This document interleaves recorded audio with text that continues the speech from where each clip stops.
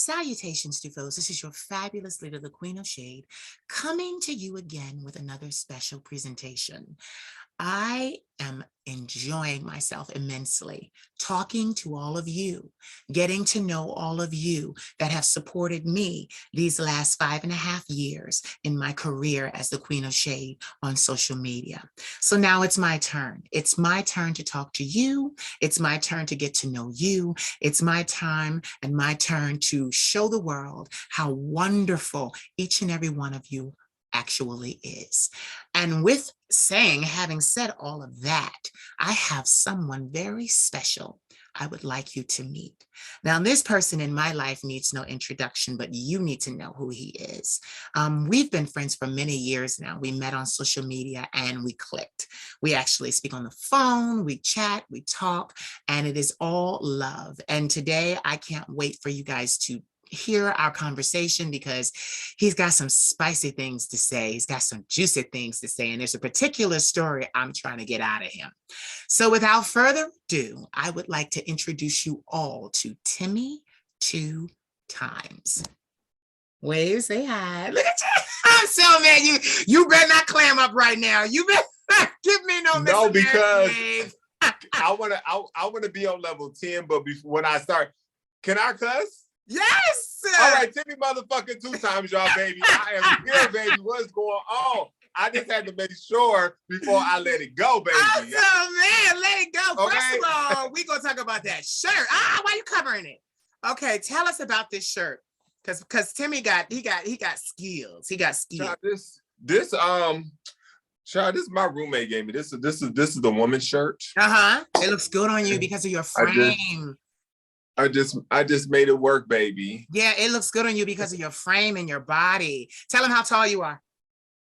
Child, you just had to be sneaky and throw that shit. I love it. Tell him I'm 6'9". Don't get it confused with position. I was like, maybe I should start some people 6'8" because I say 6'9". You're 6'9", a tall Congo tree, coconut tree. All drink of chocolate milk, baby, because there's no water over here. There's nothing clear about this. Okay. He said he got soul, honey. He got flavor. Yeah. He got soul. Okay. So tell me about the shirt. She gave it to you. Did you distress it like that? No, she just gave it to me, and I just put it on. I'm a big bitch. It looks amazing. I just kind of stretched it out, a little body oil goes a long way with it. You know what I'm saying? No, it looks amazing. And that's what a lot of people don't understand about like European clothing. Like I didn't even realize that, all the people in the industry were trying to get me to wear women's clothing, get me to wear this or get me to wear that, certain frames on, like, that's what people don't understand about fashion. Like, it's not really gender specific. It's who can fit it. It's how they wear it. And that's the thing people need to realize, that just because it's in the women's section, that don't mean it's for women. It's a piece of fucking fabric. Right. It's just that you normally would see a woman with this certain type of body frame or whatever wearing this type of clothing. Right. But anybody can wear that, just like the kilts and stuff like that. It's a fucking dress. They just turned the name into a kilt because it was just like, okay, let me, so people don't, I'm wearing a dress, but it's a fucking dress. And there are so many more boys being born that aren't naturally gay, aren't naturally a member of the community, but they have the body types. They have the body type to fit the clothing. So and that's why I say I like more or less, like, when I make my pieces, whatever, it's generally for men, but it's gender neutral, it's gender fluid. Anybody can wear it. I mean, listen, if you feel comfortable with it, you can put whatever the fuck you want to put on. Okay. Yeah. He took my next question or my next point, but yes, Timmy has some talents, and he is a designer, and he makes clothing and he sews, and it's so wonderful. So start there. Tell us, first of all, where are you from? We got to do all of that. Even though we know all this, we got to do all that. So where are you from originally? I'm from Toledo, Ohio, child. It's a small town in Toledo. Ain't shit there. It's 30 minutes from Detroit. I left there when I was 19. I moved to Atlanta, Georgia. I stayed there for about 11 years, where I developed into the person, started to develop, because at 19, you still a baby child. No matter what you say, you don't know shit. So those 11 years allowed me to the ins and the outs of getting into relationships, learning about friends, just learning about the community. And then like towards the end of the journey, I was just like, okay, well, bitch, what am I doing? Because like all I've been doing is clubbing and drinking and having sex. That's all I've been doing. Like, sounds like a great life to me. Yeah, it is a great life when you this big, but when you get bigger, it's like, okay, like what else do I want for myself? And for me, it was always trying to figure out what I wanted to do, because I always knew things that I wanted to do. It was just that people don't understand, like when you tell people things, like they can really be a buzzkill. Like you would tell them something, oh, why you want to do that? Like my parents, like it was so many things I wanted to do. Mm-hmm. And everything I said, oh, well, why you want to do? You know how long you got to go to school for that? That's a lot of work. I'm like, well, damn, bitch, what the fuck? What can I do? You're a creative. But you know what they wanted me to do? What? Play ball. Oh, no. Are you serious? And that's like, how everybody has what's the word I'm trying to say? They have something that that triggers them and makes them get upset sometimes. Like, you said the right word. It's a trigger. It's a trigger. Yeah, it's another word I was trying to use, but child, that's what happens when you try to use big words. You don't know what the fuck you're saying. So yeah, it was like I didn't want to, and they forced me. It was my school, it was my parents, it was people in the community, it was family members. It was just always on me to play, and why you're not playing and stuff like that. So it's just like as I've gotten older, and this thing right here, baby, this mouth, don't play no motherfucking games. Yes. You ain't gonna tell me what the fuck to do. You know what I'm saying? So it was like, once I realized that, and I just started letting people know, like, life is just not all about sports. Like, don't look at me and just look at me as sports or like a something to make you money. You know what I'm saying? Because that's what everybody said. You play basketball. But you know what it is. You know what it is. Can I borrow some money? Can I get some money? But you know what it is? There are only a few ways out of the Black community when you're trying to make it. Education, entertainment, sports, or the military. Those are the 4 ways out. So there's also the 4 ways to bring money into the family. Most of us, like me, I was born very poor and lived in the projects, and those were the ways out. Talent this, talent that. And that's kind of crazy, because we kind of had the same story there. They, like my father, he was absentee, my mother was absentee, but I would see them throughout my life. And it was always, when you going to sing, when you going to get with a record label, when you going to do this, use your talent. And I'm like, how you bitches know I can sing? Because I haven't sang a note to you. Like, but they just assume you're going to be an entertainer, you're going to sing, that's going to be your way out. And I totally rebelled. I was like, bitch, I'm going to. But were they wrong? But were they wrong? Were they wrong with you? They were. They definitely were, because I purposely did not pick up a basketball. And we had a court in the backyard, and my brother played. And it was like, okay, you have to play. I'm going to give you, like, remember my dad was like, I'll give you $100 if you can dunk by the end of the summer. So we started telling all his friends, this and that, I'm like, child, I went out one night and dunked, and I didn't let nobody see. I purposely didn't pick up that basketball all week, because I'm like, I'm not doing it. Like, you're trying to show off. No, ma'am, it's not working. So I sat at the picnic table, I opened up my X-Men comic books, and I was listening to my Whitney Houston, The Bodyguard soundtrack. They should have knew all along, baby, that this boy was not going to be playing no basketball. Because when I did go to the locker room, baby, I walked through the showers purposely 4 to 5 minutes after everybody got in the locker room so that I could see the meat. But you know what? They weren't. You're right. They weren't wrong with me, but it's kind of funny how the divine caused me to arrive at it. I had heard it so much that I didn't want to do it. I went to school. I went to high school. I went to a accredited blue ribbon school here that was college prep for biology. Like, we took a lot of subjects, but it was biology. Biology was my thing. I wanted to be a veterinarian. So then I went to college for biology. And it's so crazy because, you know, you get to college and you're away from home and you're trying new things and you're meeting new people. And my high school career and my middle school career, I had spent around a lot of Caucasians because even though it was a struggle, my grandmother put us in the suburbs where we could live and where we could, you know, I wouldn't be getting killed because of the sound of my voice. She always said, baby, you can't change your voice. This is what you got. So she always was very supportive with that. But I ended up singing on the choir in college and then becoming the director. I was one of the youngest directors to direct the gospel choir for my university. I went to Clarion University in like upstate Pennsylvania, and I got it freshman year, and that usually doesn't happen, but I could sing. And what's so crazy is I didn't even sing then the way that I do now. I always sang tenor because it was expected. But I do remember being in church and they had me in the soprano position. But like when I was like on the, we had this little choir of kids called the Zionettes, and I sang soprano there. But then when I got to the junior choir and then the mass choir, the director didn't like me because she could tell I was going to be gay, or that I was gay.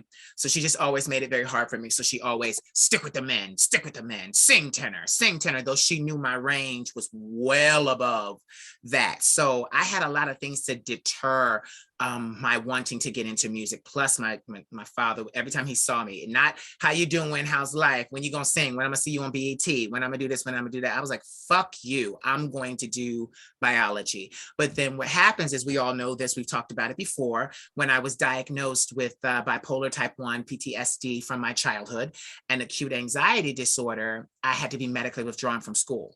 So coming back home, and then I didn't even come home to the suburbs, I came home to the hood.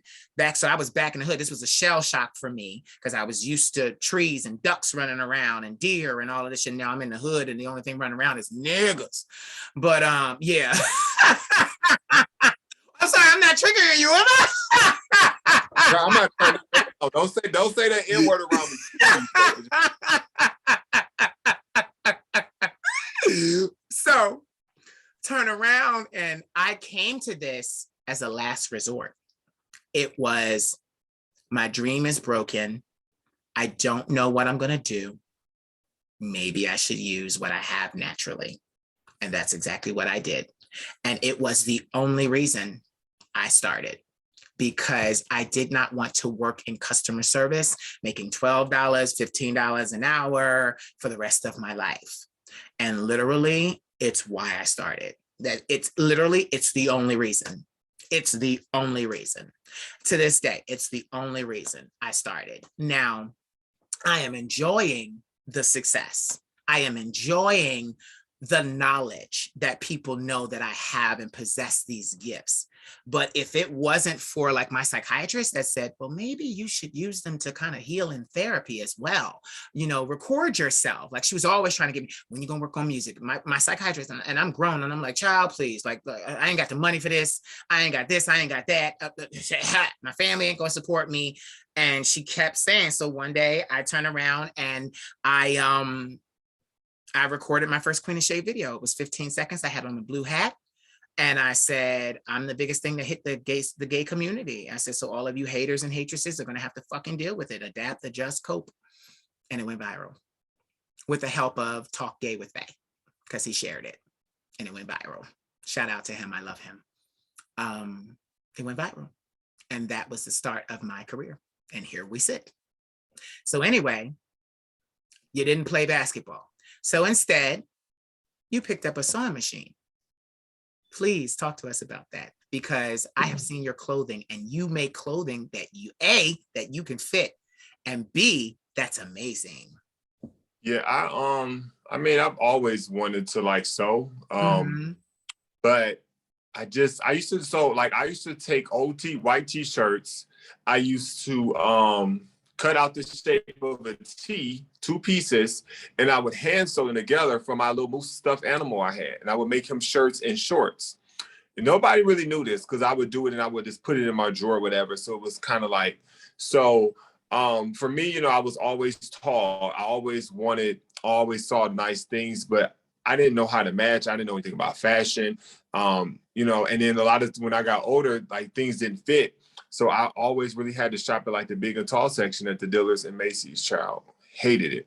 If you put me in that section, I will motherfucking throw up. Do not put me over there. Because, and I would look at the clothes, I'm like, these clothes are for like old men. Like, there's nothing cute in this department. Like, and then, you know, back then, you know how clothes were bagging and all this stuff. So anyway, we fast forward to me starting to develop into fashion. I moved to Atlanta, you know what I'm saying? You know the gauge, you know. So I start doing that, like you going out buying clothes.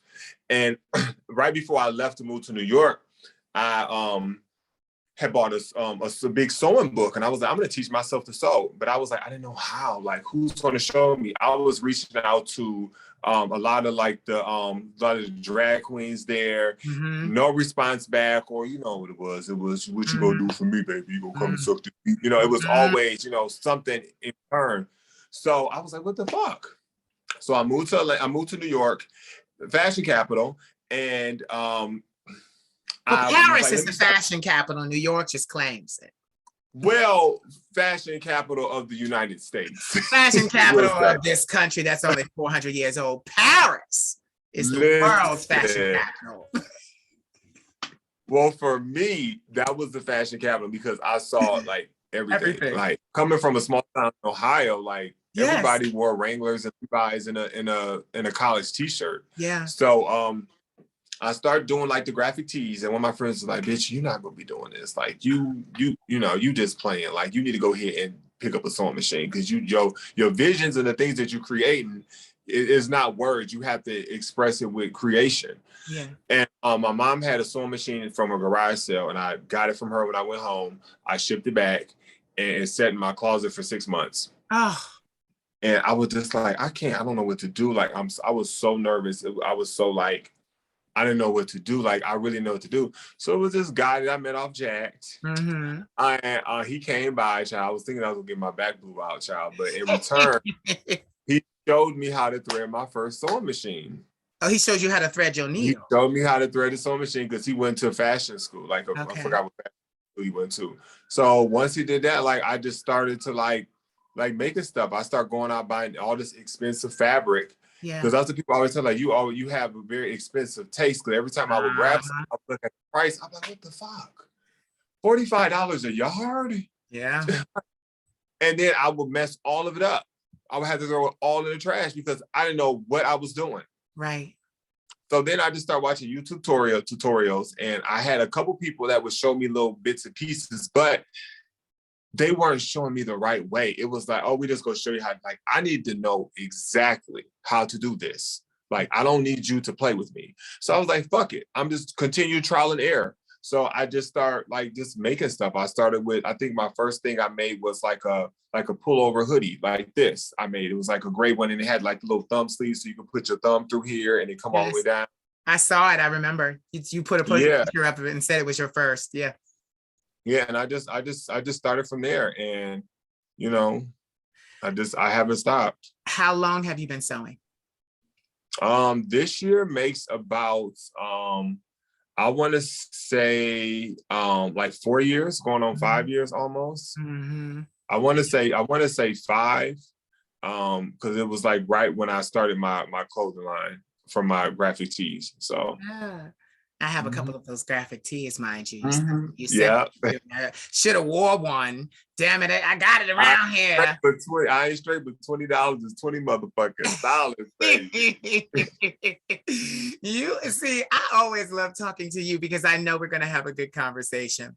So, because you're so spirited, and I like that. Like it's so, I'm gonna just be honest, it's so rare. And every time I bring you, even when it was on Instagram, every time I bring you to Instagram Live or we talk, people are so mesmerized because to see a gorgeous Black man, tall with spirit, they're like, oh, you know, they're not used to that. So you definitely have something that is unique. And that's why I'm like, I got to talk to you because aesthetically, honey, I'm looking at this camera between both of us. We given all that needs to be given.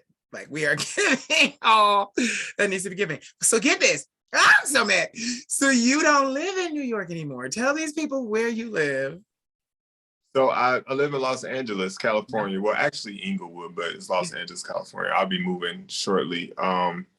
I just made 2 years. Yep. Let me tell you something. Y'all have to understand the power of manifestation, baby, Yep. because I was a shy, timid little boy with low self-esteem that didn't know what the fuck he wanted to do from a small town. And I got picked on, not all the time, but you know, you get picked on, you picked on.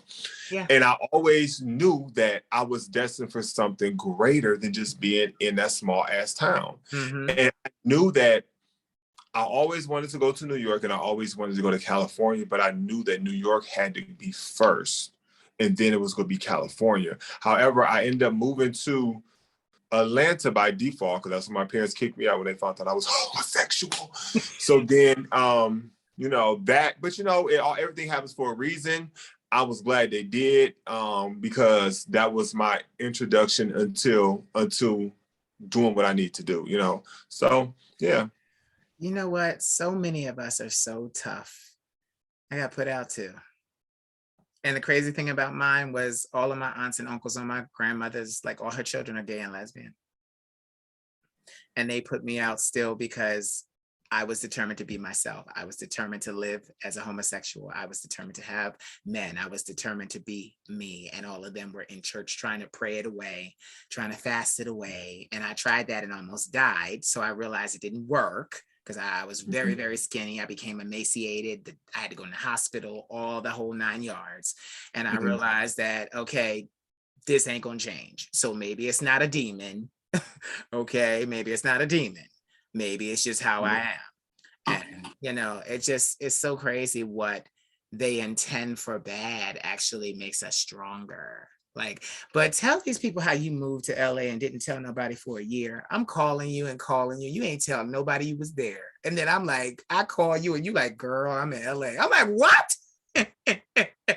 So tell them how you manifested and then slipped out of there and didn't tell nobody. You was already there, had a car, had a job, had a place. I'm like, what the hell? You ain't tell nobody. Let me tell you something. And that's why I said it's about manifestation, manifesting things and like having your plan. Like, baby, some people could say, oh, it just happened to me. Oh, that's cute. But bitch, you need a plan. Yeah. You need a plan. You need something written down. And from that move from Ohio to Atlanta, that was not planned. That was a 30-day thing. I had 30 days to go. I packed up my stuff and I left. Every other transition I've had, my transition from Atlanta to New York, I planned it. You know, I sold my car. I started taking the train so I could prepare myself for moving to New York. I went to bartending school so I would be able to get a job because my job of 10 years would not transfer me. Nice. So I basically moved to New York homeless and with no job, found the job within 2 days at bartending. And then I started working at Boxers, which is the gay sports bar, about a month later. So a bitch had 2 jobs. I was not playing. Yeah. But the thing about it was I learned from my Atlanta to my New York moves to stop telling motherfuckers what you doing. Even sometimes, and even your friends, like sometimes it's just, if you want to do something, you just got to do it because some people, honestly, they're buzzkill. But in some people, they don't even realize the how powerful words are, and it can really transform you. So it's just like, I didn't really want to tell anybody. And I told myself, because the Atlanta to New York move, I told people, and it destroyed my whole like thing to move to New York. So that's why it took me over 10 years to move to New York. Yeah. But this LA move, my job gave me my transfer. I came out here, I scoped it out because mind you, I had only been to LA like 2 times. Mm-hmm. And I came out here. I started looking at apartments. I came out here. I stayed with a friend, and I started looking for a car. So I already knew what type of car I wanted. I already had researched the car lots. I went to the car lots. I put half my down payment down, and then when I moved, I put the other half. I got my car, and I stayed with the friends. And it was just like, I don't want the world to know where I'm at. Yeah. Because I'm trying to figure it out myself. I'm still soaking it in myself, so I don't need no outside influences coming in and fucking up my shit. You know what I'm saying? Yeah. And it was hard because I had friends like, oh, what you doing when you get off work? child, nothing at home, relaxing, I ain't doing nothing. You want to go out tonight? No. I'm like, damn, I keep lying to these people. And then you all the way in California, and they asking you if you want to go out. You're like, no, I got work. I'm busy. All the way in California. But my thing is like, you could be mad at me if you want to, but baby, you got to respect it because baby, it's all about me. Yes. At the end of the day, you know what I'm saying? Like, yes. I got to what I got to do for my motherfucking self. Okay. Yes. Yes. What I find is that, and I've heard people say this, I've heard Jay-Z say this, I've heard my grandmother say this, I've heard people that mentor and speak motivationally all around the country. They say that people will project their fears onto you. Whatever they were not able to accomplish, then all of a sudden it is now you can't accomplish it because I didn't accomplish it. But it's like, no. You didn't accomplish it. So you sit with your failure and you don't say nothing about mine. You like, and that's how I knew I was a good person, because even things that I had failed at, whenever I saw somebody else going or attempting to do it, I would say to them, baby, go ahead and do it. I wouldn't even like, it wasn't even about me. I would say, go ahead and do it. Don't you give up. You go ahead, do that. Do it. And you right. and prove to yourself that you can get it done. And that was always my thing. I'm not a very jealous and a very envious person. And I'm not one of those people that will, that is so full of themselves that, oh, my way is the only way. And I've dealt with people like that in my life as well, where, oh, well, I'm older. I know what, no, just because you're older doesn't mean a thing. I know a lot of old, stupid people. Mean shit. Yes, I know a lot of old, stupid people. I do. I'm not. Ain't that the worst? Yes. It's like, bitch, you 65 years old and you dumb. This is my thing. Make you like, what have you been doing your whole life?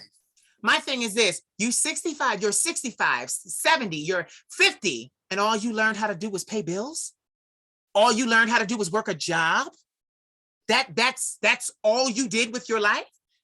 Oh, well, I had my own place. Well, truth be told, at least they learn how to pay bills, because some people. But get this, I believe that life is so much more than just paying bills. It definitely is. But I'm happy they learned to pay the bills. Like, I am happy.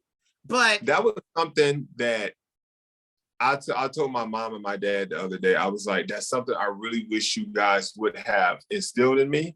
Mm-hmm.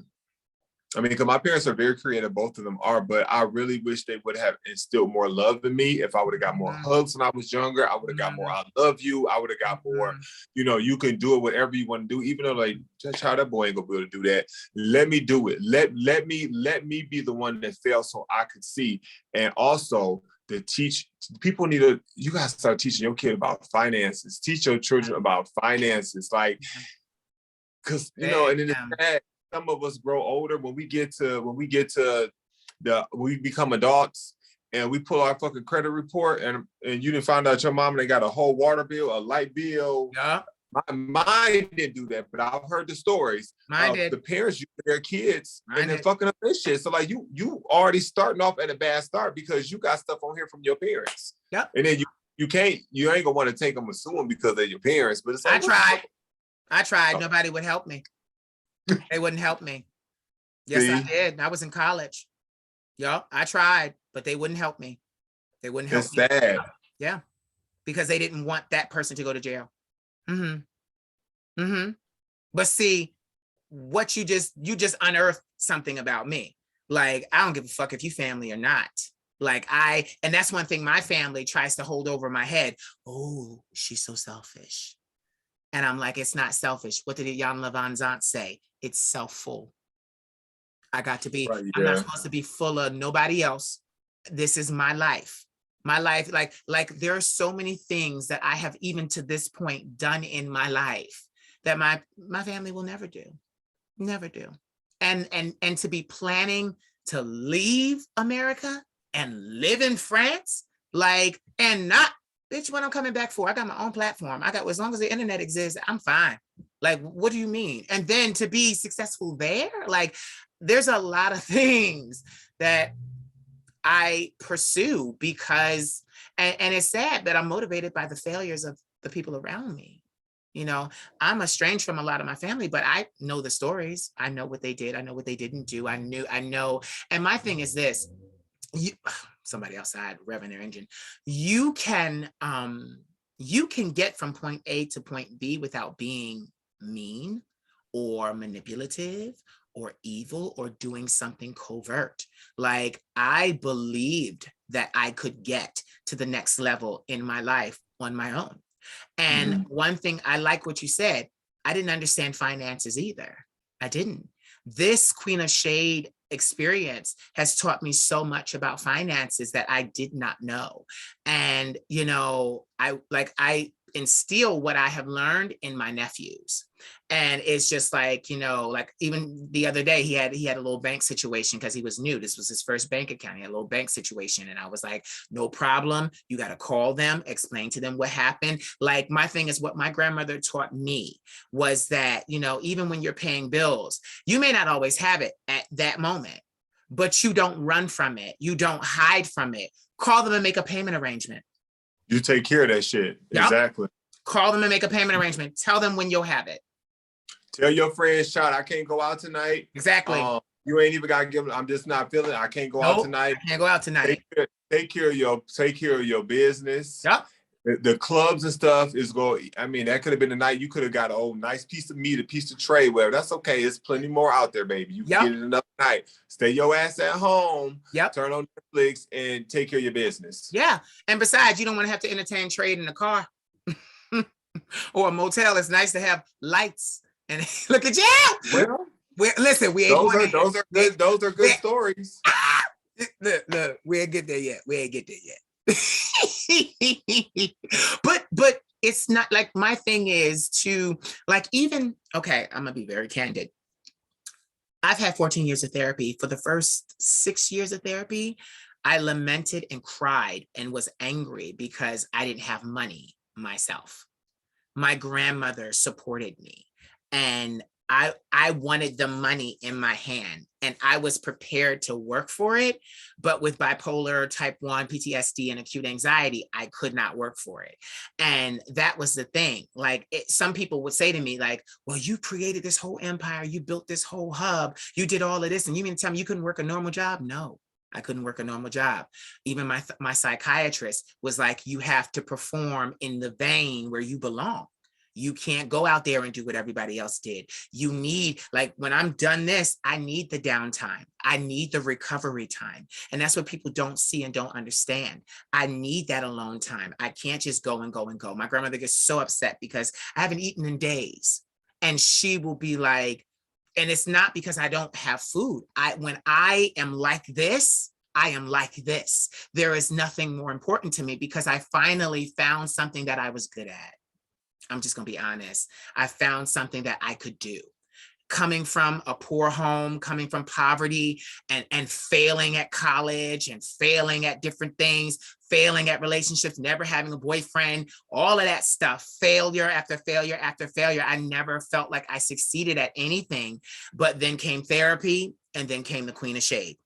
And the Queen of Shade is the first thing in my life that I feel, because my grandmother always says, well, you were successful at therapy. You were successful at this. You were successful at that. Yeah, I got through it, but that was just getting through. This was something that I actually put my hands to do. And that shit, and it didn't happen overnight. You know, like I said, I just gave Instagram 5.5 years of my life and didn't get paid a single dime. But see, that's the thing. For one, I feel you because that's how I am. Like people like, oh, you fun to be around. You have all this energy. Oh, you're creative. You know what I'm saying? I was like, but baby, I need my alone time. And I'm a Cancer too. Like I need my space. So I don't want to answer the phone. I don't want to look at nobody. Like I have to recharge my own battery because people will suck it out of you, and you have to have some time for yourself. And I would do the same thing. Like when I'm sewing or I'm going, I wouldn't eat. And like I could always tell because I always could look at my face and bitch, you need to eat.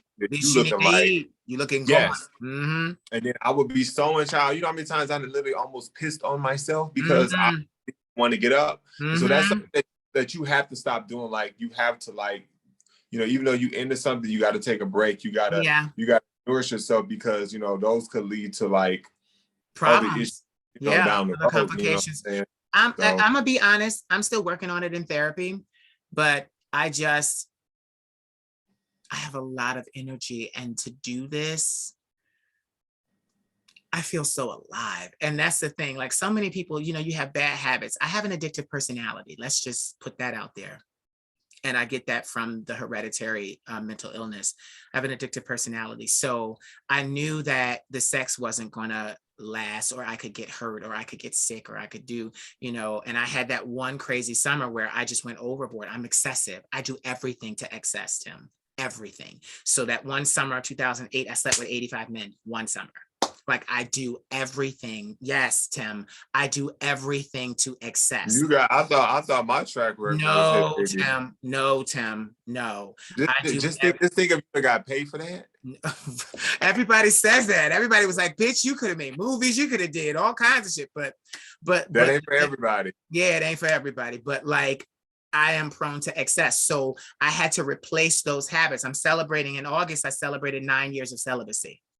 So, but I had to replace the, I don't want to say sex is bad or that is bad, but I had to replace the risky behaviors with behaviors that were more sound. And I mean, and morals, I'm not a very moral person. That's why I tell people all the time, I'm not your role model because I'll fuck your brother real quick.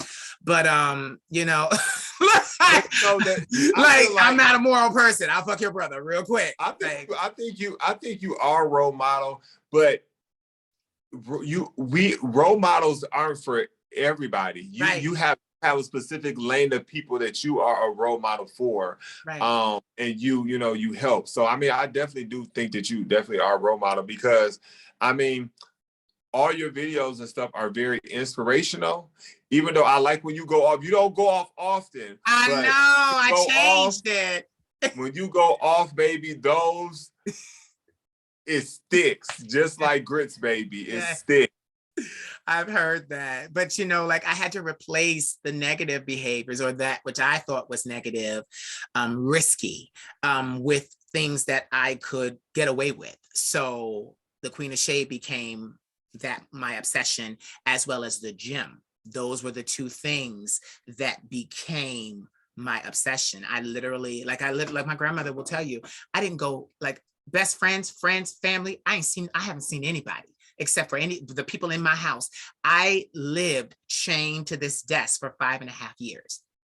And the thing was, I reached out to influencers to ask them how to monetize my platform, but it wasn't their responsibility to tell me.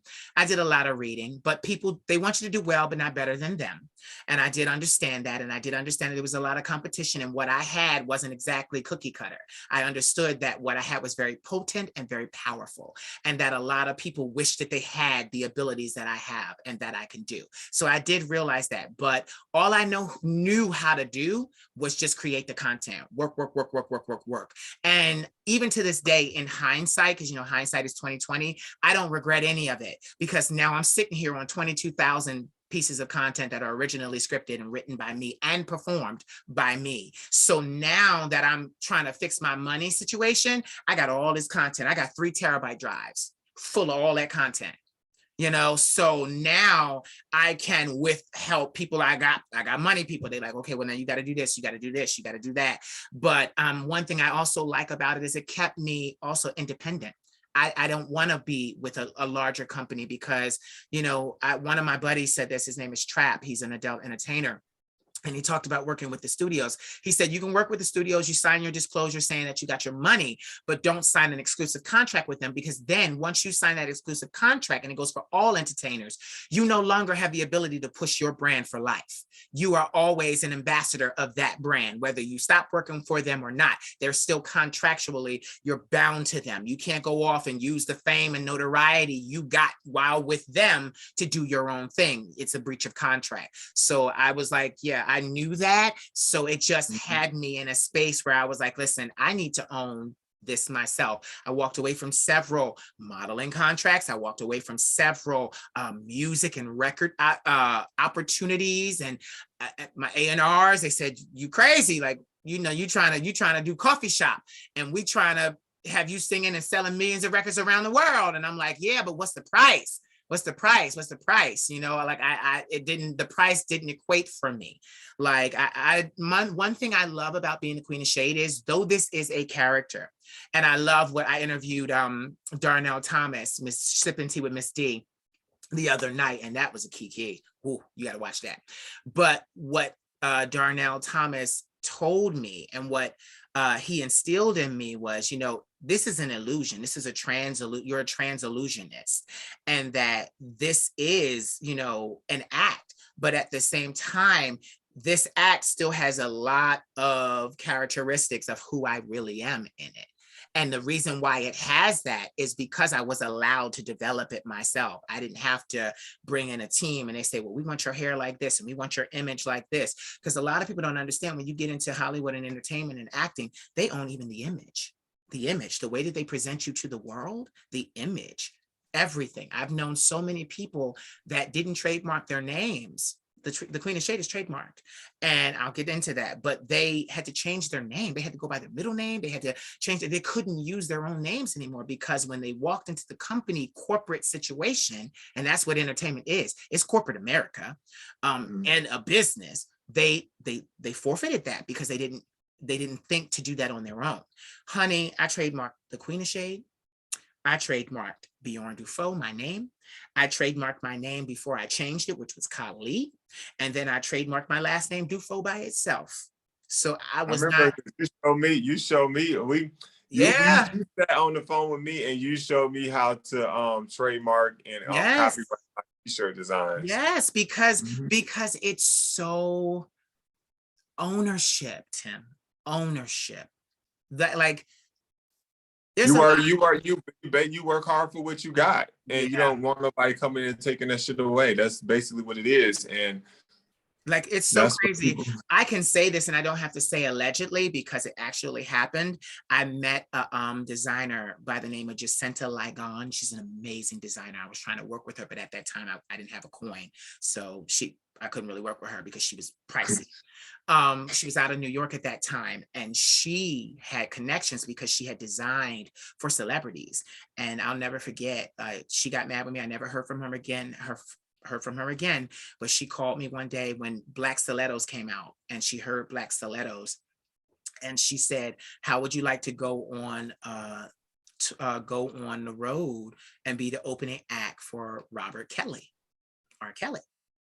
And she was like, she was excited, but this is the thing, I knew she probably had talked to them, and it was kind of like she was gonna get some kind of like finder's fee. Like, I knew all of that. She didn't have to tell me all of that. You discovering me, you bringing me in, y'all done talked about some kind of finder's fee, but later. So I remember just what you just said. She said, well, are you gonna do it? And I said, no. I said, I decline. And she said, why? And I said, because I'm not a lunchbox. I didn't create this whole meal, cook it myself, build it myself, get it to taste so that it is proper. Because, even when you're doing food, you got to try a recipe a lot of times so that you can get it so it's not too salty, so it's not too sweet, so it's not this or that, savory. I said, I'm not a lunchbox. I did not prepare this meal inside for someone to come along and slap their name up on the outside of it and act like they did it. And then they own me for the rest of my life. And she slammed the phone in my ear, and I never heard from her again. And we know what happened to Robert Kelly. Listen, we know how he was. But my thing was, I didn't miss anything. And this was the thing. I went to the gym at that time, and I was excited about having the situation happen. And before I said no, one of the people in my gym was like, oh, this is a big deal. You should do it. And I'm like, I don't like the rumors that surround his life. Like, I don't want to be involved with that. And the guy was like, he might have got a piece, trying to get a piece of your box. Yeah. So what happened was, the guy was like, oh, well, even with all of that, it's still fame. It's still everybody is set up to do the devil's work, baby. Exactly. That's not for everybody. Okay. Like, and I'm not here. A lot of people be out here, they willing to sacrifice everything they got just for that fame. And I mean, that's cool. That's what you want to do, but it may not even last. You may get it for, how many celebrities. I can definitely say that it won't last. It won't last. Right. It won't last because even my buddy Trap, again, he said, you're trying to establish your brand. They're already established. So honey, they're going to use you for whatever they can. And they got their brand and then shelve you. And you're not Exactly. allowed to go out there and try to, you know, repurpose your brand and use your notoriety that they helped you get to do something else. Ain't that crazy though? Like people The are first just contract secures that you'll never be on your own. The first right, and that's the thing. Like it if you prohibits, at least if you go shelve a bitch, let a bitch go. and they Let me don't. go out and do something else. But they shelve you, then they be like, well, hell, we don't know. 10 years later down the line, we may need you, but 9 out of 10, they ain't coming back for you. And They then want to what are own you going to survive on? Because if you ain't working, your residuals ain't that big. They've been talking about all these 360 deals. It was worse. They was taking and recouping all of their money. I read all about the music business, I read that book. Like the lawyer who I actually had the pleasure of speaking to, Donald Passman, and he actually gave me, I contacted him, told him who I was, showed him what I was doing, and he actually gave me a short list of lawyers, and the lawyer that I have today, Donald Passman, gave me. Yeah. So my thing is, when you know you're going to be a big deal and you move like that, you'll be all right. Some people, oh, you're full of yourself. Oh, you're high-minded. Oh, no, I just know how much I'm worth. And I know that I'm worth more than what you're writing on this paper. I know I'm more than worth. Like and I keep trying to get my young people to understand, Tim, it's not about what you get up front. It's about those residuals. I had a baby that was going to be a songwriter for the music industry. He was going to be a B-list writer. And they have that A-list, B-list, C-list, even for writers and performers. You work with certain people. It's all structured. It's corporate. It is so corporate America that it's not funny. And they told him, we'll give you $800,000 up front, but we want 80% of your royalties. Sure, that's, I might as well just 80%. Tim, what they I'm gonna do will with never 20? give you, get it? They will never give you 10% of what you're worth. Never. It's never 10%. 0.43, 0.57 in there. So not even $1. So I want you to hear that. Not even $1. So if you give me $800,000 up front, how much money do you expect to make off me? If you can part with $800,000 and to a 19-year-old kid like he was at that time, that's a lot of money. But I was so proud of him because he said something is awry. He said, I'm not taking this deal. And get it. She is happy now, you know, and she's singing and she doing her thing. But I'm so glad that she didn't do that, because Right. how much are you worth? Black artistry brings in billions of dollars for these corporations. We are cash cows. Look at just what I've done. Look at what you're doing. You moved. You didn't have to talk to nobody. You ain't want nobody to know. You're out there making your way. I sat in my room and created art, and not just art, a fucking way of life. Books are coming out of this. Motivational speaking, music. There's so much coming out of this. The diversification, the diversity of all of what I am worth. And it's like, and they like, well, and get it. I had times, Tim, where I thought I was going to fold. Even during the pandemic, I had a company, I had to disillusion my LLC. Nobody knew. I kept working, but I had to disillusion my LLC. So it wasn't actually bankruptcy, but we disillusioned it, which means we ended it. We ain't had no more money. And I had to wait until the beginning of 2021 to forge another LLC. And it was so funny because a record executive was very candid with me, because he used to call me. I was a phone sex agent, so I used to talk to him. I talked to a lot of like wealthy men. So he let me know what he did. And he told me then, he had me singing for him on the phone then. And he said to me, you have something so unique. I always heard it so that I didn't get in trouble. People always told me, the divine always allowed people to tell me. And he said, don't go to the record labels. He said, trust your friends. Your friends will help you get to where you need to be in life. Make friends. And I mean real friends. And that's what I did in Paris. And, you know, that's what I've done on like all these interviews. All of you guys, yeah, y'all follow me, but y'all are my friends. I'm interviewing my friends. I'm interviewing people that truly believe in me, have no hidden agenda, and we're all trying to be great. We're all trying to be great. And that's why I'm sharing, like, listen, I ran out of money. I had to start over, but it wasn't really starting over because I had all of the content. Like I had to, like I moved, I left Instagram. I'm not posting anything new on Instagram because they was giving me grief. Now, mind you, not about the Black and Latin men that I was posting, about the inspiration videos. Y'all telling me, oh, we're going to take your platform. We're going to take your platform. We're going to take your platform. So then I called their bluff. I said, you know what? I'm going to leave your platform. How about that? I'm gonna use my website. I'm gonna funnel everything through my website. Do you know, I started deleting all my content. They blocked me from deleting my content and said that me deleting my content went against community guidelines. So see, you gotta read. We sign up for these apps and I didn't read, I didn't know.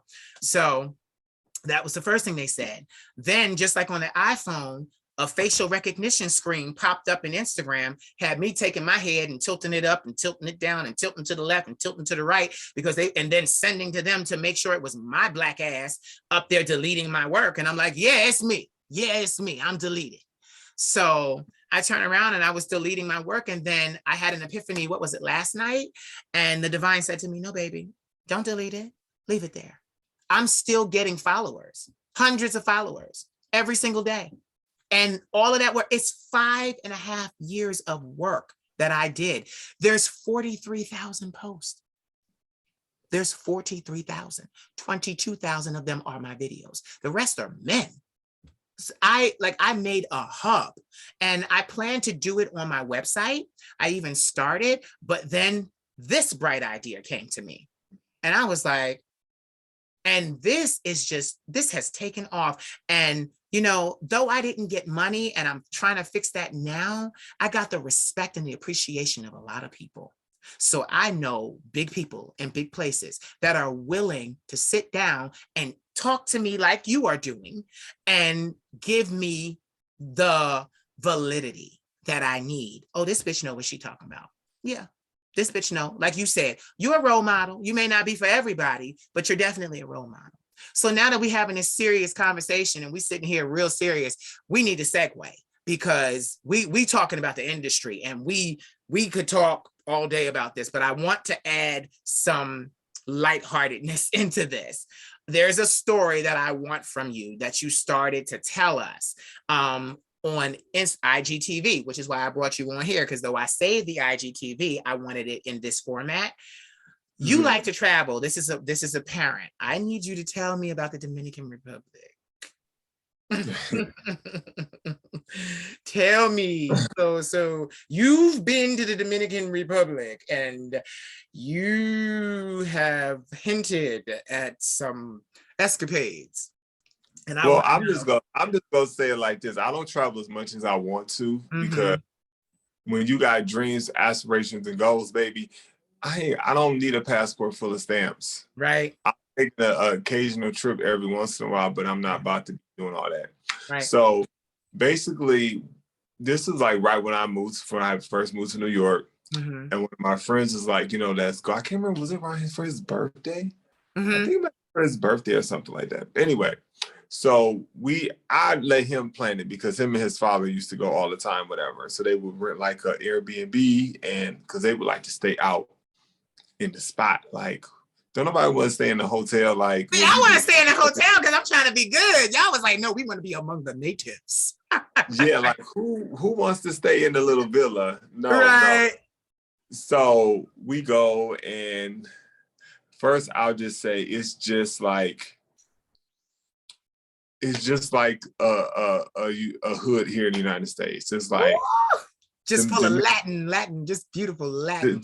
Dominicans and blacks is like the same. Like it's the same like situations that we go through. They go through the struggles, the ups and downs. However, they are a lot more free spirit with their sexuality. They're not as like closeted as the blacks are.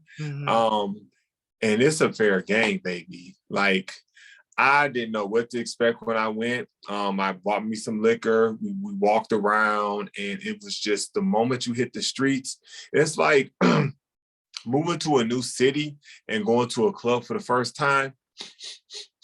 They can smell you, baby. They know you fresh meat. Like, they know. Like, that would scare me.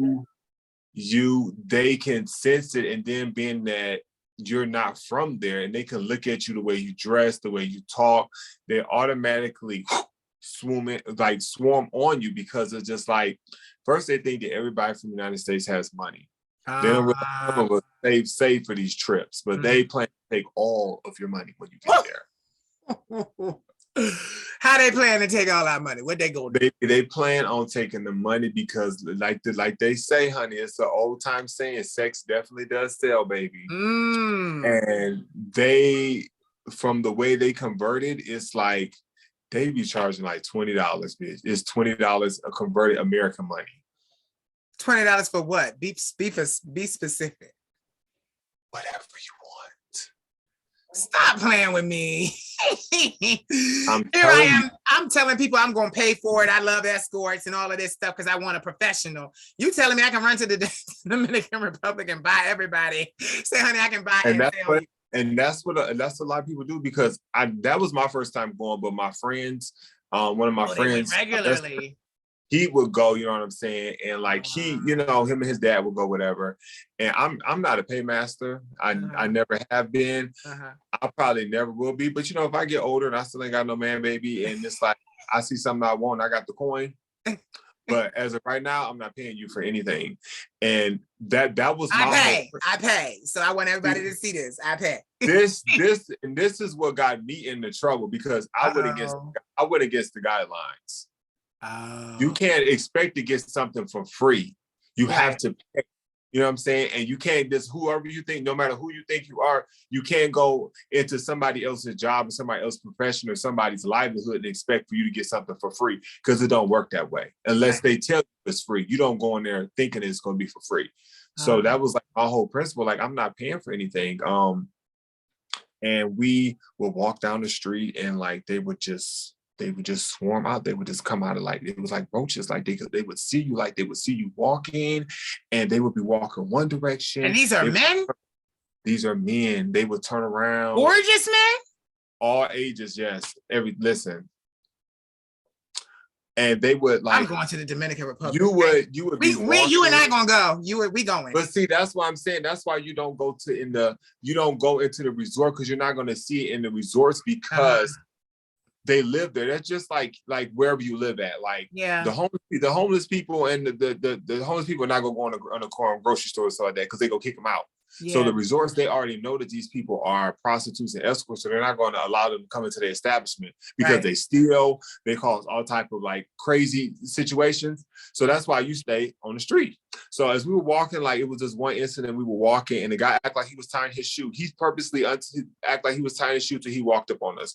Mind you, most of them don't really speak good English. They know a couple words. They know 20 pesos, fuck, stuck, da-da-da, boom. Oh, no. We would be walking down the street, and baby, it's just like, boom, they just pull it out.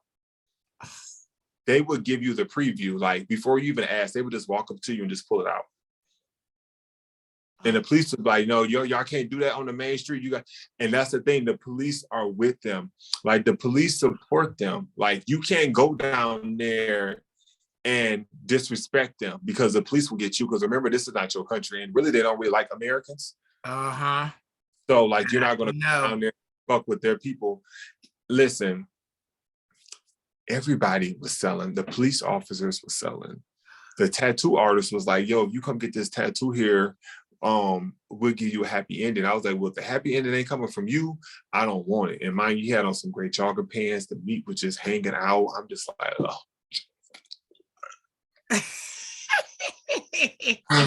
So we had events and stuff we had planned to do. Child, we didn't get to none of the events. Like, I didn't do nothing.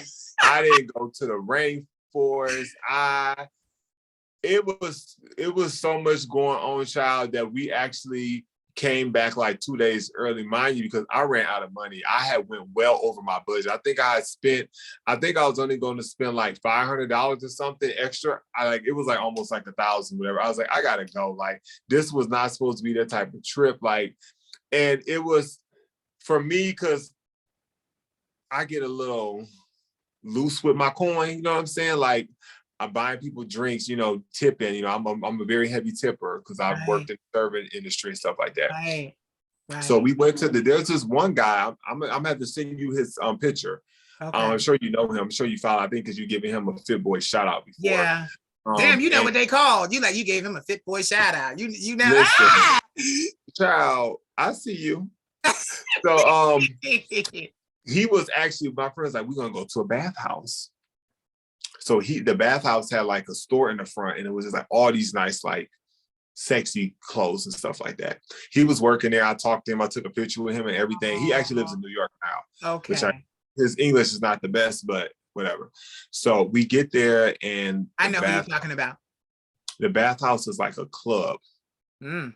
It's like they got a bar in there, they got strobe lights, they got a jacuzzi over here, they got a locker room over here. You go upstairs, it's a porn room, it's a dark room, it's a bathroom, it's a sauna room, it's a room with cubicles. It's just like multiple floors. It's just this whole setup.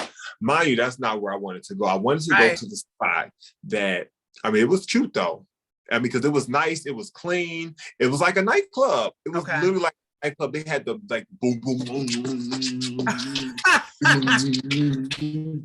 music going and stuff like that. So, that's right up my alley. I was like, okay. So, we did what we did there, but I had originally really wanted what we to go did. Wait, you leaving out stuff. You did what we did. You ain't.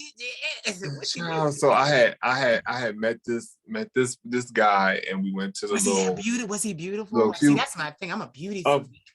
They are. Listen, but it's a difference between going there, because when you go to the bathhouse, it's actually gay men or closeted gay men. Right. When you're on the streets, these are just random people trying to make a coin. Like, they have families, they have children, they have wives, and that's why I say, like, they're very sexual fluid. Like, they're just trying to pay their bills. Like, so they don't look at it as nothing but sex. They know that they have what you want, but you just gotta check out the equipment, honey, because if the fingernails are dirty and the shoes are dirty, you don't want them, honey, because it's a homeless one. But let me tell you, they be fine. Damn, I ain't going to the DR. I ain't going to the DR. Why you say that? I thought I was, but I got a body to protect. Like, I got a body to protect. But no, but that's just like any like meeting random guys like you. Yeah. You don't just zoom in on the face. No. I do a full body scan from head to toe. I'm looking at the way you dress. I'm just looking like, are you clean? Because you can have a cute place and you can be dirty as fuck. Yeah. So like, it was just so much. It was that, and I had really wanted to go to the spot where they had like the men that all lined up, and you could just pick which one you want. But that wasn't open night. Yes, you go in there and they all lined up, child, and you just pick which one you want, child. This is scaring me. This is scaring me. But it is scary because, let me go. Okay, so I'm not gonna tell all the juiciness. Right. You know what I'm saying? Right. Save it, because you just became a host on Bigo, right? Yeah, we're gonna say that because I need them to run me my points. You need to run your money for that. Yeah. I'm trying to help my friends out. Bigo. What's your name on there? My name on Bigo is Space Ghost, just like Space Ghost. But it's you can look up Timmy 2 times, the same as my Instagram name. Well, my Instagram is the Timmy 2 times. Okay. But Timmy 2 times, whatever. But I do want to get into the story of, like how I said earlier, that's why you can't go into somebody else's situation and expect for you for free. Right. So we met these guys, and I mean, it was just so much. Like, it really made me think differently about the world, because they're extremely poor down there. Mm-hmm. Like, the kids were running around chasing each other with high heel shoes. One of them had a high heel shoe, and the other one was chasing. But it was just the whole, like, look at it. It was just how poor they are. I mean, it's a beautiful place, but you also have to be careful, because they're just like, if you from the suburbs and you go to the hood, they can smell it. So you have to be careful, because it can also be very dangerous. Yeah. So we met these guys. It was like 9 of us, including some of the people I was with. We took them to the room.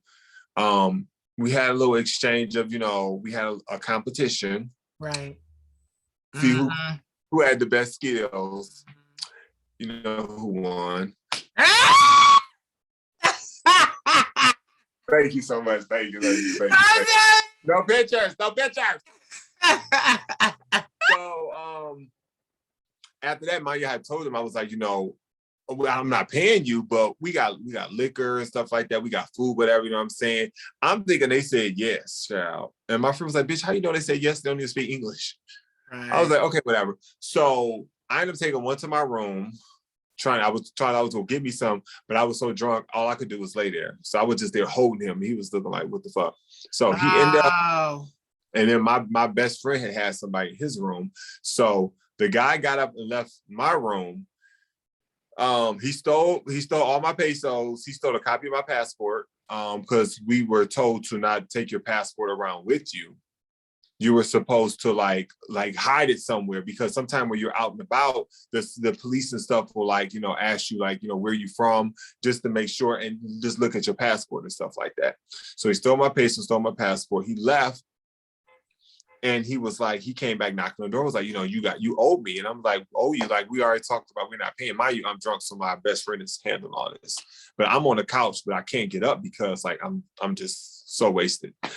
And he was like, no, we're not gonna pay you. So they went and got the police. So the police came back to the villa where we were staying at and was trying to get in and get me. But thank the Lord that all their buildings down there have like burglar bars and like the security door or whatever, so they couldn't get in. So they were going to try to take me to jail because I did not pay them. And my friend was like, well, I'm going to call the United States Embassy. So they were like, okay, they left. The boys came back again. My best friend went outside, followed them, was about to get into a fight with them. I tried to help. I fell down the stairs.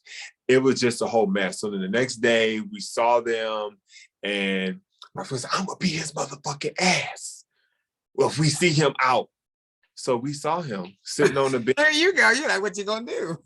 And I was like, you said you was gonna beat his ass. That's what you said. And he was like, baby, he was like, bitch, I can't fight him. He's so cute. I was like, see, that's how they get away with it. That's how they get away with it.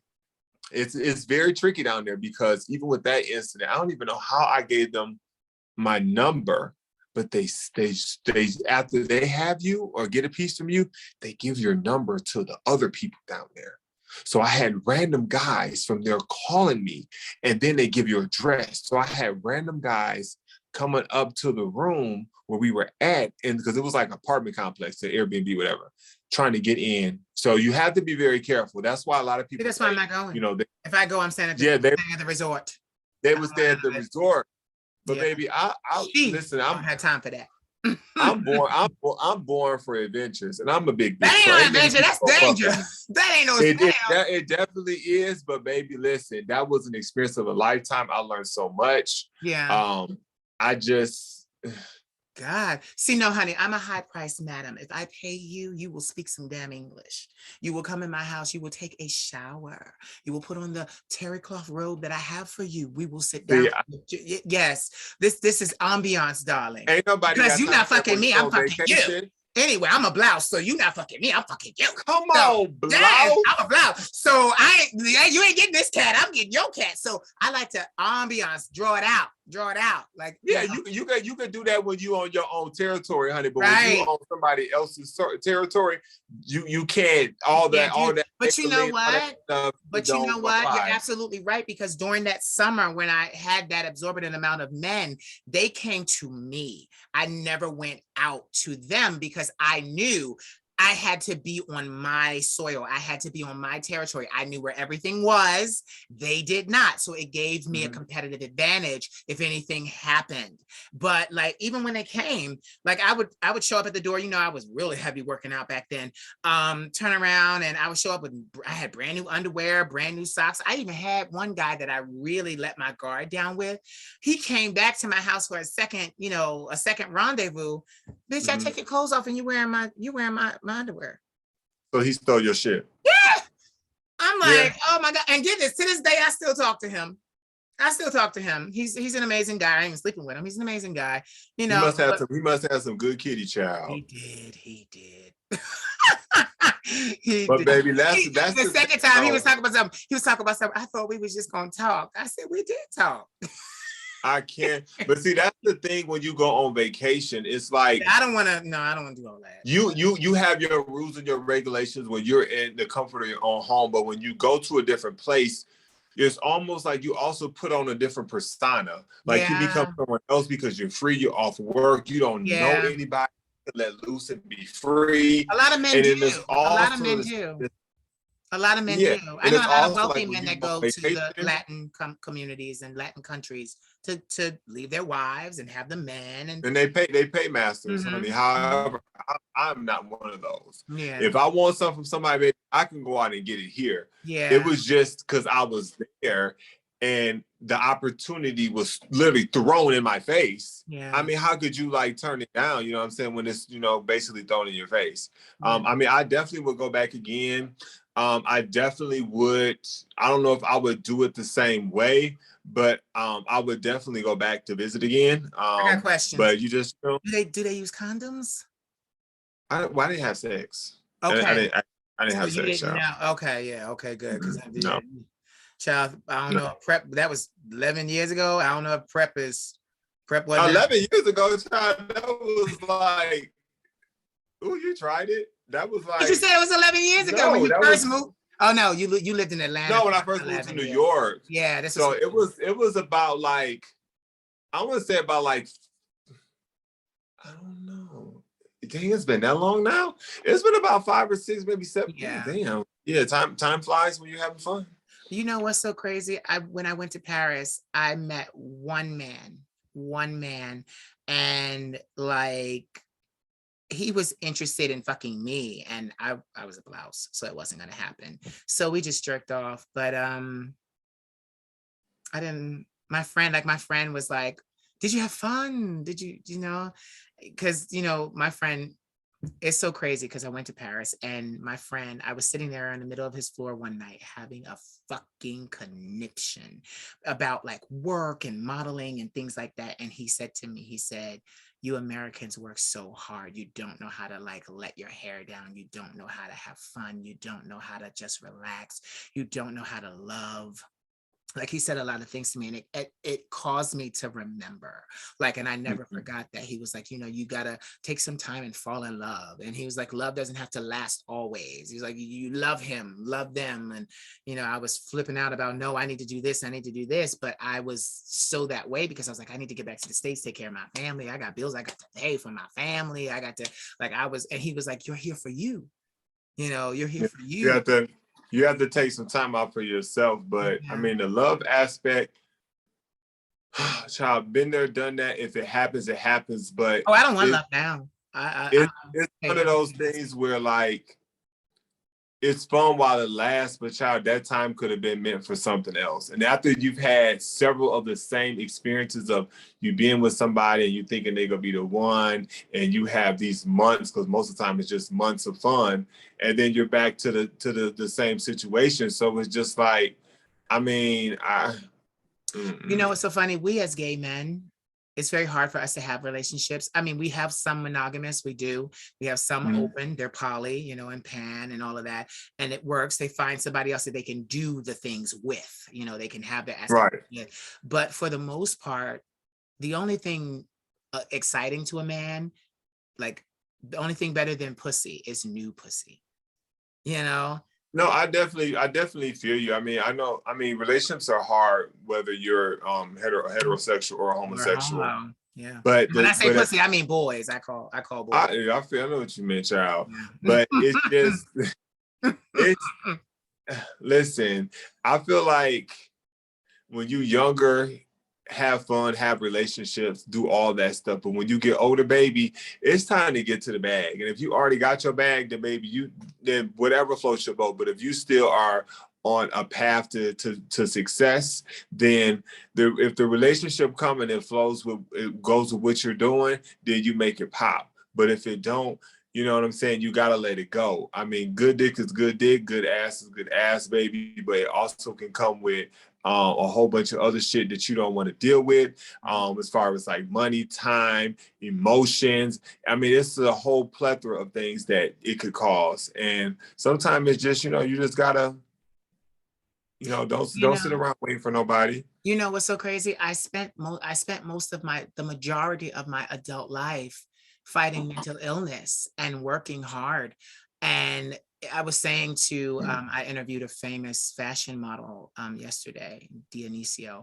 And I said to him, I said, you know, doing what I do and now this platform, it is providing me with a new life. Like I'm like 20 years old again, but I don't want to, like, I get to enjoy, because I always was mad. I'm 39 now, and I'm like, I missed all of my 20s. And, you know, all of that time I was battling, I was fighting, I didn't enjoy them, I didn't have fun, I didn't travel, I didn't do this or that. Like, even when I went to France, it was work, work, work, work, work. So like I said to him, I'm like, you know, I'm like 20 years old again, but I don't want to be a stupid 20-year-old. You know, we like 20-year-olds. Why? Because they're young, dumb, and full of cum, but I'm not looking for that. I'm not like, And I sometimes they ain't even all the three. It's just right. a 20-year-old is exactly what it is for me at this age of my life. Because I'm Yeah. a Say 20-year-old it is again. exactly You what it cut is. out. Say it again. How old you were? Or I thought 38. At this Right. You're age right of my behind life, me. it's like 20. You can. There's nothing that you could do for me but say, Nope. hey, how you doing? I like your outfit, or well, hey, let me. You want to model some clothes? Yeah. That's all you could do for me. Like I. I'm a talker. I like to talk. I can't have a conversation with a 20-year-old, no matter Mentality.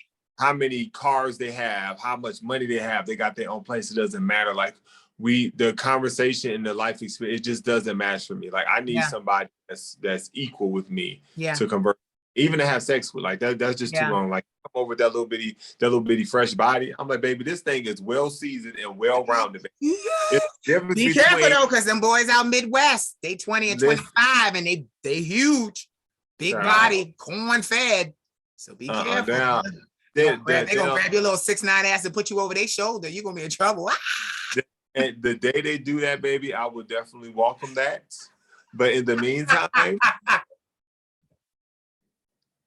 okay. No, but I definitely understand you, because even with me being, you know, saying that, you know, I like escorts, and that I've known since I was 16 years old I was going to have to pay for it.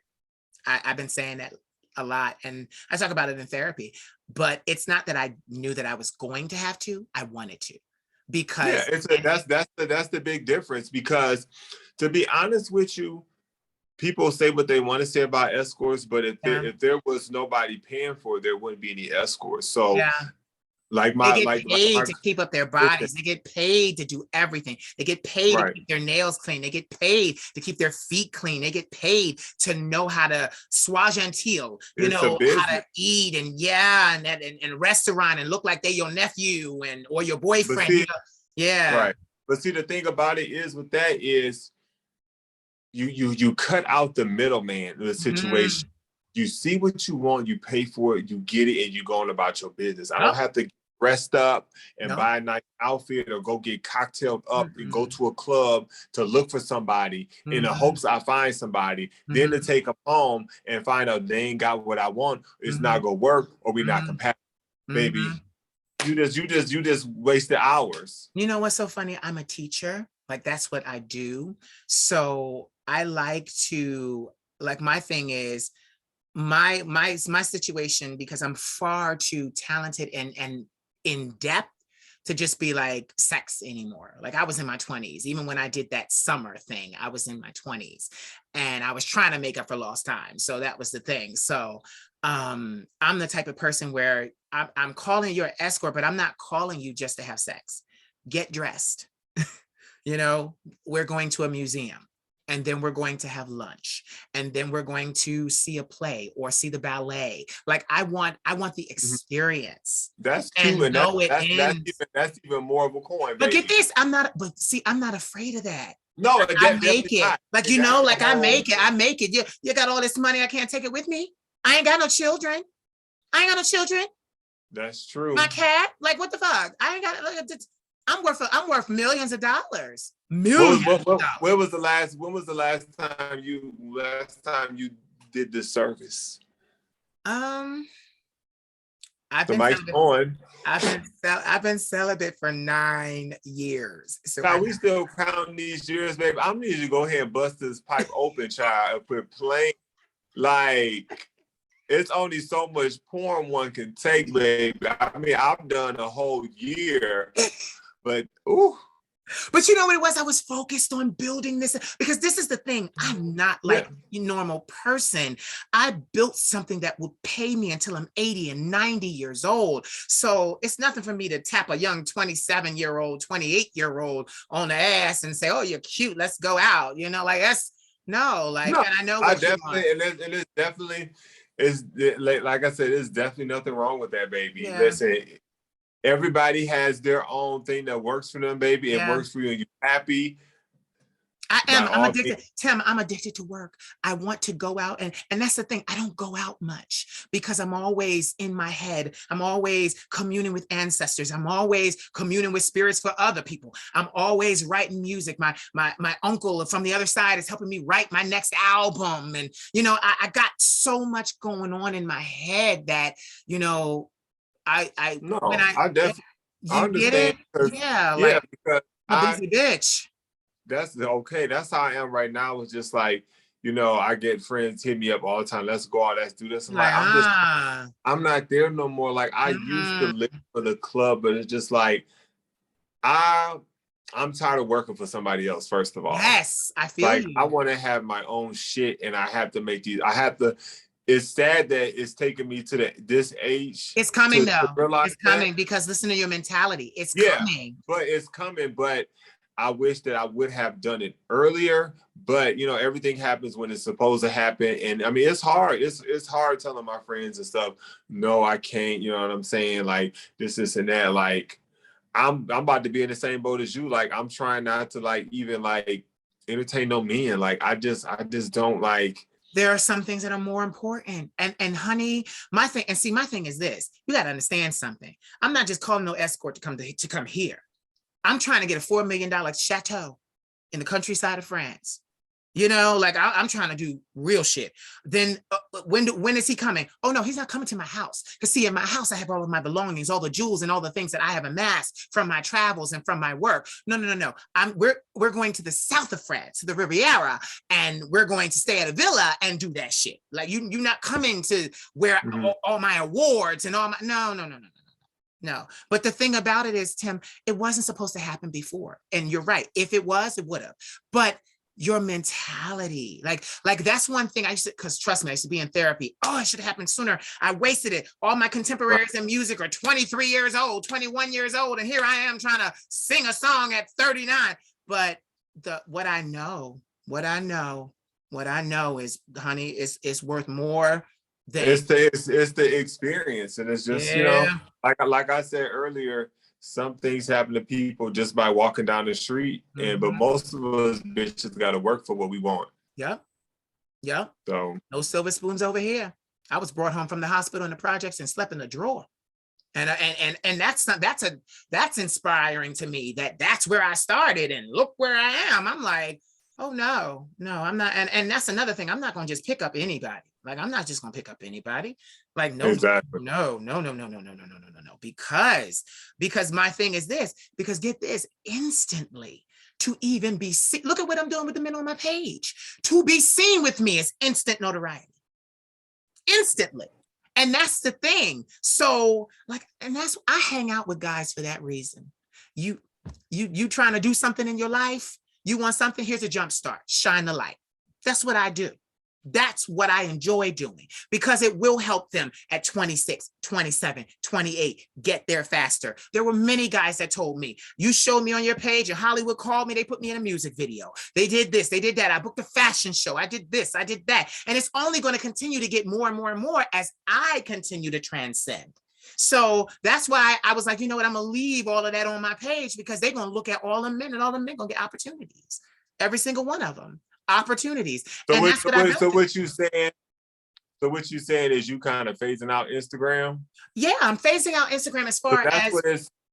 posting. Like I'm just not. Well, that's so funny that you said that because I've been on a break from it, and I've been talking to a lot of friends, and it's just not what it is. If Yeah. you're going to see me all the time. If I'm gonna be taking all these pictures and doing all these videos, like I need to be paid. Y'all need to be Yes. coughing up. Like I'm Yes. not about to be giving y'all all this content for free. Right. I gave them 5.5 years, Tim. 5.5 years. That was enough. And my thing is, yeah, it's my content. I own it. I have it. I don't regret that because those are books. Those are songs. Those are public speaking engagements. Those are mentoring sessions. I do all of that. Like I started making money when I started mentoring. It wasn't even from my music. It wasn't from it. When I said and opened my door and said, I'm going to mentor you. Yes. And get it. I'm not cheap. For 60 minutes with me is $250. And people pay it. People pay it. People pay it. And that's my starter rate. Because as I continue to shine and go, please, are you kidding? For a speaking engagement, I'm looking at $5,000. I can get my own hotel and plane if you're paying me $5,000. It's flat rate. And that's the start. Like, and that's why I keep working, because I keep refining it, because it's like, okay, this person is a motivational speaker. This person is an artist too. It's got this and got that and all this extra stuff. I'm not just no regular interviewer. It's a star interviewing other stars. You know, it's not just regular commentary from somebody that does not, excuse me, have talent the way that, no, the people that they're interviewing to. No, we got talent. Everybody on here, talent, and we're talking to each other. So it's not like, you know, a regular commentator. So it's like, no, the star herself is interviewing other stars. That's how it is. Yeah, it's a new level of excellence. I'm playing a new game. But anyway, tell everybody where they can find you, because you said you're phasing out Instagram, but you're getting ready to start Bigo. Well, I'm gonna do, it'll be a little whoop-de-whoop pop on there, you know what I'm saying? But yeah. it's just gonna be strictly like more or less like business stuff. Like if I can't link my shop and my merchandise to it. But my Instagram is the Timmy 2 times, spelled just like that, TWO. And that has all my links to like all my things. It has a link to my website where you can find items that I'm selling, and everything else. So yeah, just it's a one-stop shop, baby. That just you got like a link tree? Yeah, I have a link tree on there. I'm gonna put it at the bottom of this video. I'm gonna put it in the bottom of this video. And if you see me out in public, you can speak. I don't bite. 6'9", no, 6'9" is intimidating. They might and, you know, and it is, because I get a lot of people from social media that will see me out and about, and they'll look at me, and I'm like, I know them, but the way they look at me, I'm like, okay, I'm not speaking to them, because it's just like you looking crazy, like I'm not, you know what I'm saying? But depending on how I feel, I will go over and speak to you. But like, it's people I've seen more than once, and they'll talk to me on social media, and when they see me out, they don't speak, so I don't speak back no more. I mean, like, crickets. Yeah, I'm sorry. If I'm intimidated, if you're intimidated, then it's just not for us to talk. You know what's so funny? Like, I don't go out. I went into, like, I live in the northern eastern part of my city, which is kind of like the greater Northeast. We're kind of near New York, but not that close. But about like, it's about an hour and a half from Philly to New York. So I'm about an hour. So I got like a shaves like maybe 30 to 45 minutes off of the main city. I went into the city for the first time 2 weeks ago with my buddy Poppy Suave. I hadn't been in the city for 3 years. Like I gave. Why that name sound familiar? Because he's a porn star. Latin porn star. He's done Falcon, Raging Stallion. Yeah, he's done a lot of stuff. Is he short? Yeah, he's short. Yeah. He got a little beard. Yeah, I got the little tattoo on the chest, the little cute little thing. That's my baby. He's from Philly. Oh, yeah. Yeah, look at you. I think I subscribe to his on yes, yeah. I only do the 1 month thing, baby. Once I subscribe, I automatically hit the unsubscribe. I just do 1 month content, and that's. But I follow him on Twitter. But no, that's cool though. But I can't wait till you actually go out and you start doing stuff out. And it's coming. Like, you need to hurry up. You say, let's hurry up. Everybody need to hurry up. Like, you playing, child. It's so much out there, and you have so much to offer, and you need to be out there. People need to see you in person, honey. And I'm blinking. But but listen, there will be a protection detail. You will not run up on the Queen of Shade. No, you won't. I understand that, baby. Well, you got to make it happen. But it is. I got a lot. Like, I have a lot of things in the fire. This was the first like thing that is unfurling, that I'm meeting people and being offered to come here and come there. But you know, also I also it's I'm making sure it stays in line and in sync with what I want to do. I'm leaving this country. I'm going to Paris. I can do everything that Well, I you need to, can. but you need to leave with the bang. Yeah, I need I you do to feel leave that. with something, baby. You can't just leave and just not give. Like a rejected daughter in the middle of the night. Because that's how Yeah. that's kind of how I feel, like a rejected daughter. I gotta slink out of here in the middle of the night and go, the sun will come up on me. Or a day after a bad session. Right, you know. Right. I love you. Thank you so much for coming on here and talking to me. We had a real conversation. Problem. Thanks for the invite, baby. No, and get it. I'm gonna send you the copy of this and the audio so you can do whatever you want with it because you own it. I own it. So yeah. Say goodbye to all the people. This is Timmy 2 times. Bye, y'all. Bye. Hold on. Hold on. Uh-oh. My thing ain't working. How I stop this, Tim? I'm not trying to lose it. The devil is a liar. Wait. I think you gotta hit it should say stop. Well, mine in the bottom says stop video. Yeah, but my mouse ain't working. Hold on, my mouse ain't working. I will be pissed. Oh, it ain't touchscreen. Damn it. Hold on. We're not about to lose this. Escape. Oh, let me see if I can stop it in my phone. Yeah, it should be a To me 2 times. But sometimes if you press the